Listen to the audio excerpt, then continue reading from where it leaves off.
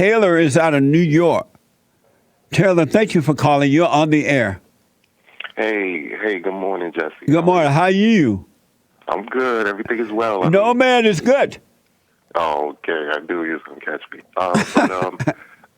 But I wanted to just ask you real quick, get some advice, because for a while, maybe a year or two, while I was growing up and just getting to the 18, 19, I started to ask myself, why should I take responsibility for something that my parents has done?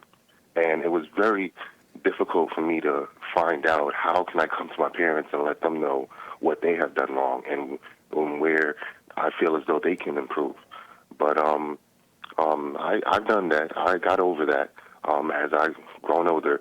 And my question to you is, what advice do you have for somebody? I know you spoke to someone yesterday or the day before yesterday, somebody who was 26 or 27 who is ready to move out of their parents' house. But I'm ready to move out. I'm dissatisfied with how my mother didn't train me to be independent, and like how you say a father would do. So, what advice would you give to somebody who's 26 and has listened to you and has made up in their mind that it's best to move out of their parents' crib? So you're 26 and you're still living with your mother? Yes, I am. What is that like? Let me know. At first, when I was mingling with my friends who also was 26 and living with their kids, with their mothers and fathers, it was okay because everybody was just like, oh, this is what happens, this is what we do, this is it. But eventually, I started to get along some leaders in my life. As I get a job, and they told me, they advised me. They said that it's not best to be dependent on your parents all the time. And well, let me ask you this, Taylor. Let me ask: living with your parents at the age from 18 to 26. Yeah. How do you face yourself? What do you tell yourself when you're living there? Do you personally feel okay with that?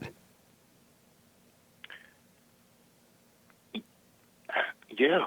How do you feel okay as being a male, and from the age of 18 to 26?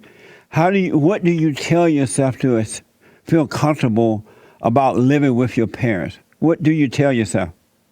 I can never imagine that, but what do you tell yourself? What do I tell myself? How do you, to make yourself accept that?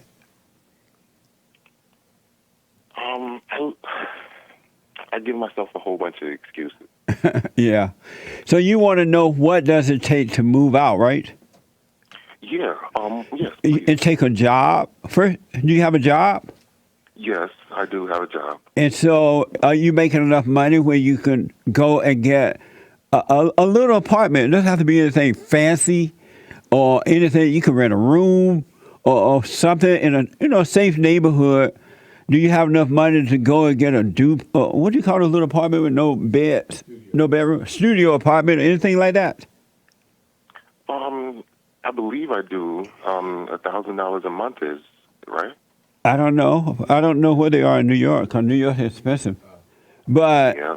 And that's not an excuse, because you can get you're not handicapped or anything like that, right? No, I'm not. Are you on medication for antidepressant or anything? No, I'm not. Are you overweight or somewhere you can't walk? No, I'm not. And so why not get 2 jobs?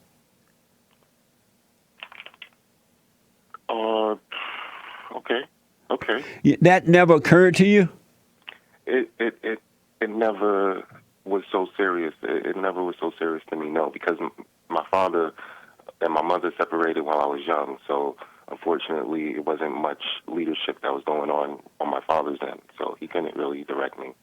Amazing, man. I totally understand what you're saying, because I see it happening to a lot of people nowadays, men especially. They are encouraging the women to get away more so than the men. Hold on. Can you hold on for a minute? I got to take a break. Okay. Taylor, are you still there? What do you think about the fact that we're celebrating White History Month now in July? I think it's a fair trade. I think Right on. if the black people want the Black History Month, Yeah. what is wrong with the White History Month? There you go. So, Taylor, did you go to your mother and forgive her for what she done to you? Go to my mother and forgive her? No. Why not? Because it is very difficult with my mother because I have always looked up to her. She has always supported me when I needed financial support, and she has a house. She has a nice yard, and it's very hard to go to a person like that you looked up to and tell that person that you have done me wrong by pushing me away from my father and not allowing me to be a man and experience manlyhood. And it's probably because she was trying to save me, because my father, he was running around and he probably wasn't mentally there, so that probably was the case. Was he running around on you or her? He was running around on her. So that had nothing to do with you. Okay. That's Okay. men and women, when they get together, they have arguments, they disagree, they do things, but it has nothing to do with the children. Oh, okay. That makes sense? Yeah, it does make sense. It does mean that she still should have let me stay and build with my father, right? Yes. What it is, based on the information you just gave me, your mother bought you off. She owned you. Parents, Okay. whenever parents spoil their children like that growing up, whether it's men or women, they're buying their children off, and they end up owning their children. And if when the kids grow up and it's time to leave home, they'll make you feel guilty about leaving home, about becoming responsible. And so your mother is a socialist who had bought you, and now you feel guilty because you feel owned by her. And if you become an independent person, it feels like you're going against her. That's what socialism is ownership. So, and so what I recommend is that you tell her what she's done to you. She bought you off, and now she turned you away from your father based on what you said, and that you resent her for what she's done to you. Your nature has not grown. Inside of our bodies, we have what I call the independent nature, and that nature is supposed to develop as a kid while you're growing. And so if your mother hadn't taken care of you, but being an example of being responsible and allowing you to be responsible, then that nature would have developed. And so when you turn 18, you would naturally go out on your own. But she prevented that from developing because she's an emotional person. And a lot of men are like women too. They're very emotional, and they find reasons to take care of their children because they want to own them, or they don't want them to be. They're afraid to let them be independent. And so you need to go and forgive her for that. Don't ask for forgiveness. Just say, hey, I'm sorry for resenting you because you didn't allow my nature to grow to be independent. You turned me away from my father, and I resent you for that. And I'm sorry. I realize now you couldn't help it because her nature is like that too. She's like her mother. So you need to forgive her, get a second job, and go live your life. All right. I wanted to answer your biblical question. And you don't owe her anything. Okay. All right. And make sure you get in a nice little neighborhood. Do you smoke pot or anything? Yeah, I do. Yeah, because you're depressed. You're not yourself. That's why you smoke pot. Are you doing my silent prayer? Off and on. You should do my silent prayer every morning, every night, so that God can guide you. Okay. He'll allow you to see your way out and stuff.